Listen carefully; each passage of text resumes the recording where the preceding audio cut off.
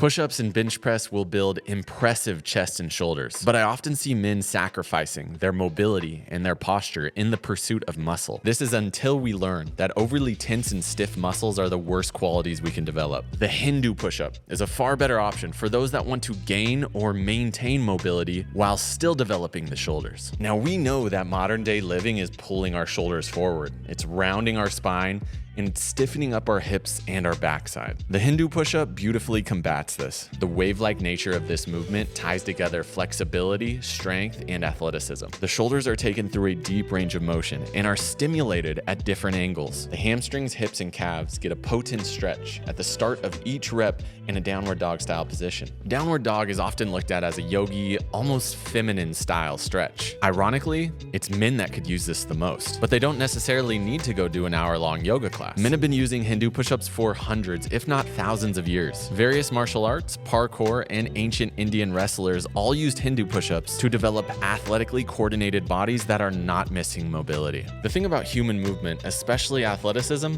is that it always integrates the upper and lower halves of the body. That's why laying on your back and pressing a bar will develop your chest, but probably take you further away from athleticism. The connection of the lower and upper body is through the torso. That stiff spine that we develop from too much sitting is taken into extension in the Hindu push-up. The downward dog helps you develop thoracic extension. This is the antithesis of the hunchback posture, while the end of the movement puts you in global extension, which is something that we don't do too much of as we age. And if you let your head lead this movement, looking first down at the ground and then up to the sky at the finish, we strengthen the vestibular system. This is that part of the body that's responsible for spatial awareness and coordination. This simple act of inverting the body as we raise the hips and then doing the opposite as we raise the head can have some extreme anti-aging effects on our body. In fact, I recently saw that gymnasts live longer than any other athlete. Some speculate it's because of the inversions and extreme body awareness. The Hindu push-up is simple. Point A, downward dog position, hips as high in the air as you can get them. Point B, cobra position, with the hips low, head high, and arms fully extended. The lower to the ground you transition from point A to point B, the harder the movement gets, which makes it easily scalable. Get acquainted with simply moving with straight arms from point A to B, back and forth. Then play with bending the elbows on the way towards your cobra. Once you can stay quite low to the ground, start playing with how low you can stay on the way back out to your downward dog. It's significantly harder. You can even elevate the hands to allow you to go way deeper through the transition. The mobility magic here is that for stiffer guys, moving in and out of these two positions will get you deeper than long holds. The strength magic is that you get all pressing angles. It may not give you the pec pump you're used to in push-ups or bench, but now the rotator cuff, different parts of the delts, and all the muscles that stabilize and move your shoulder blades have to work incredibly hard to create this complex movement.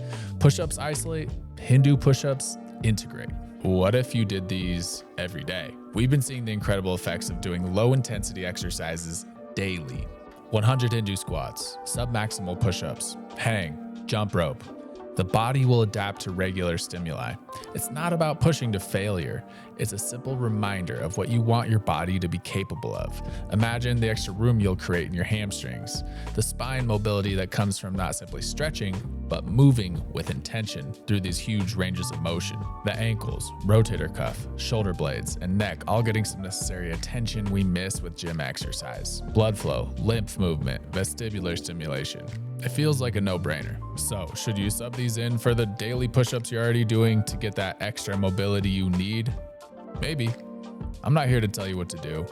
But if you're like me and overdid the strength training, creating lots of stiffness you know really shouldn't be there, then follow your intuition, drop the ego, and do some Hindu push-ups.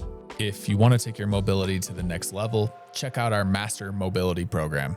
Whole body mobility, simple, new programming for 12 weeks. First link in the description. Until next time.